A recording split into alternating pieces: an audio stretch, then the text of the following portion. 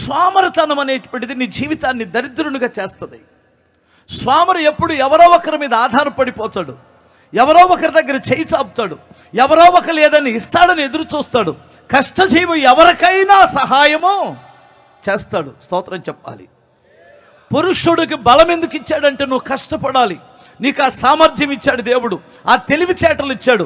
కానీ నువ్వెక్కడ పాడైపోయావంటే నాయకత్వపు సామర్థ్యాన్ని కోల్పోయి, అర్థమవుతుందా, అలా చతికిల పడిపోయావు. ఒక మాట చెప్పనా, నువ్వెప్పుడైతే సోమరుగా ఉంటావో నీ ఇంట్లో నీకు విలువ లేకుండా పోతుంది. నువ్వు ఏలాలి నీ భార్యని. స్తోత్రం చెప్పాలి. నీ పిల్లలను నువ్వు ఏలేటువంటి వాడుగా ఉండాలి. దేవుడు అందుకనే ఏర్పాటు చేశాడు. నీకు ఒక మాట చెబుతాను విను, భార్య నిన్ను ఏలకూడదు. ఏలిన నాడు నువ్వు సగం చచ్చిన వాడివే. భార్య నిన్ను ఏలుతుందంటే నువ్వు సగం చచ్చిన వాడివే. భార్యను నువ్వు ఏలాలి. ఇది దేవుని వాక్యం. ఏమంటారు? ఏ భార్య కూడా నా భర్తను నేను ఏలాలని తన అంతరంగంలో ఎక్కడా కోరుకోదు. నా భర్తే నన్ను ఏలాలనుకుంటుంది. మరి ఎందుకు ఏళ్తుంది భార్య? నువ్వు అసమర్థుడు అయినప్పుడు, నువ్వు త్రాగుబోతు అయినప్పుడు, నువ్వు పిల్లలను పట్టించుకోనప్పుడు, పిల్లల ఎడల బాధ్యతను విడిచిపెట్టినప్పుడు, సోమరుగా బ్రతుకుతున్నప్పుడు, ఏమండి పిల్లలు ఎటుపోతున్నారో ఎటొస్తున్నారో, వారి చదువులేంటో, వారి జీవితాలు ఏమిటో, వారు ఏం చేస్తున్నారో పట్టించుకోనప్పుడు ఎవరో ఒకరు చేయాలి కదా పెత్తనం, ఎవరో ఒకరు నాయకత్వం కావాలి కదా. అర్థమవుతుందా? ముఖ్యమంత్రి గారు లేనప్పుడు మరి ఆయన ఎవరు, గవర్నర్ గారు పరిపాలనలోకి వస్తారు కదా. ఒకవేళ ప్రధానమంత్రి లేనప్పుడు రాష్ట్రపతి వస్తాడు కదా. వినాలి. అలాగునే ఆమె అయిష్టంగానే పెత్తనం చేయడానికి ముందుకొచ్చింది. అప్పుడు నువ్వేమయ్యావో తెలుసా? నీ సోమర్థనాన్ని బట్టి ఏమయ్యావో తెలుసా? ఎంత సిగ్గుసేటో తెలుసా? నేను చాలాసార్లు చెబుతున్నాను, మరలా చెబుతున్నాను. పెళ్ళైన కొత్తలో ఆమె నిన్ను డబ్బులు అడిగేది. ఏమయ్యో నిన్నే మనిషి ఒక 50 రూపాయలు ఇచ్చెళ్ళు అనేది. అవునా?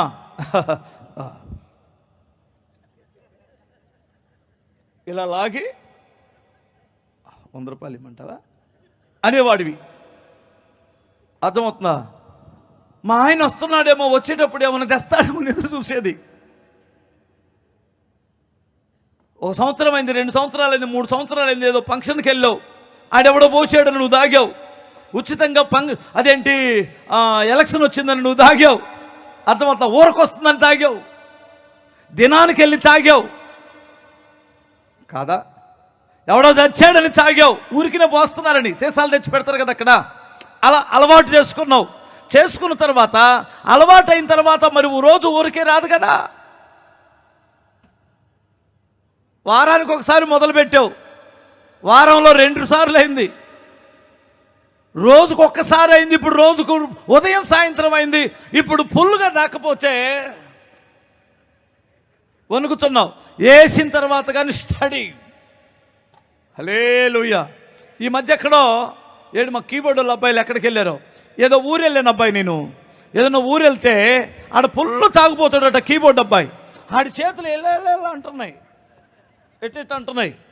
ఏందాడు వణుకుతున్నాయి అన్నాను. అంటే అక్కడ ఆ తపలబ్బాయి ఏమన్నాడంటే ఆడికి పడితే కానీ సరిగ్గా వేస్తాడన్నాడు.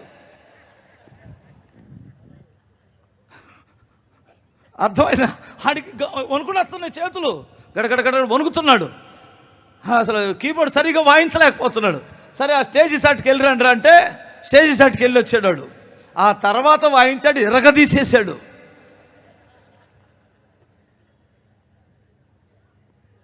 ఇప్పుడు వాడు దేని మీద ఆధారపడిపోయాడు? కేవలం సీసా మీద ఆధారపడిపోయాడు. పొద్దున్నే ఎవడైనా పనికి పిలిస్తే మేస్త్రి ఒకటిస్తే అనే కాడికి అయిపోయాడు వీడు. ఒకప్పుడు ఎంత హుందతనంగా దర్జాగుండేటువంటి వాడు, చివరికి వాడిని ఎవడో పనికి పిలవక సిగ్గులేనటువంటి వాడిగా తయారై ఇప్పుడు భార్య ఇంటికో ఇప్పుడు వచ్చిందో ఆమెను ఒక 100 రూపాయలు అడుక్కుందామని చూస్తున్నాడు. 98 రూపాయలు 99 రూపాయలు అంట కదా సీసా. ఏమనుకోకండి అమ్మాయి. ప్రమిళ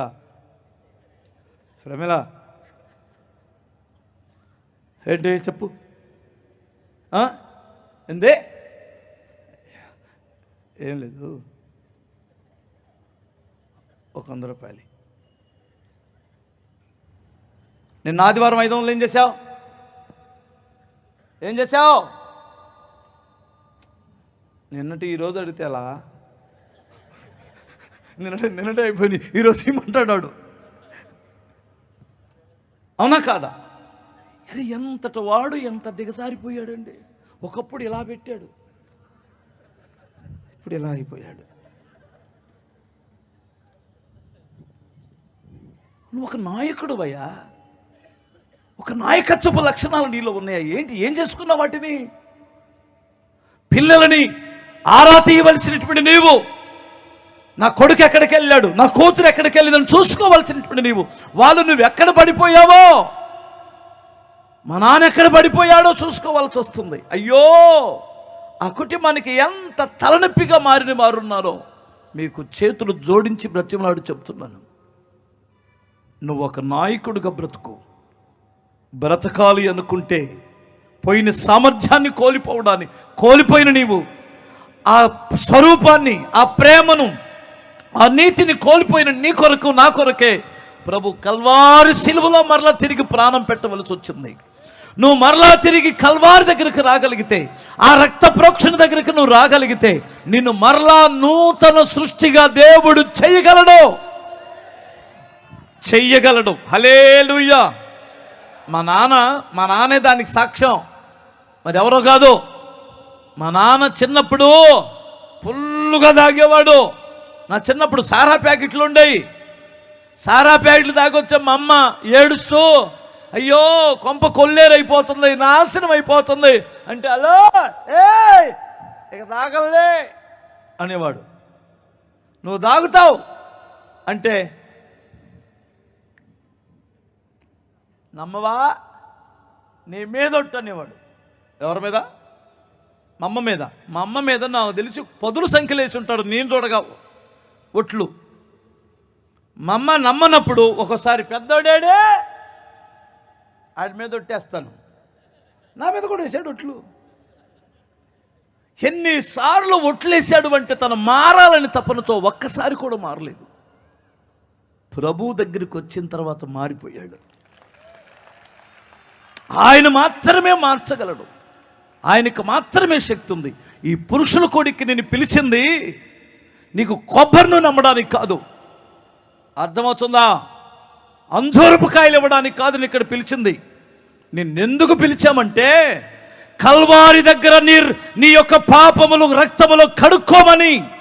ఇది ఒక సదవకాశం. ఈ రాత్రి నువ్వు వెళ్ళబోయేసరికి, ప్రభువా నేను పాపిని, నన్ను కడగండి అంటే నీ స్థితిగతులు మారిపోతాయి. మీకు అర్థమవుతుందా? స్తోత్రం చెప్పగలవా? ఇంకొకసారి చెప్పు. నువ్వు బాధ్యత కలిగి కుటుంబాన్ని పోషించే నాయకుడిగా ఉండాలన్నది దేవుని యొక్క ఉద్దేశం.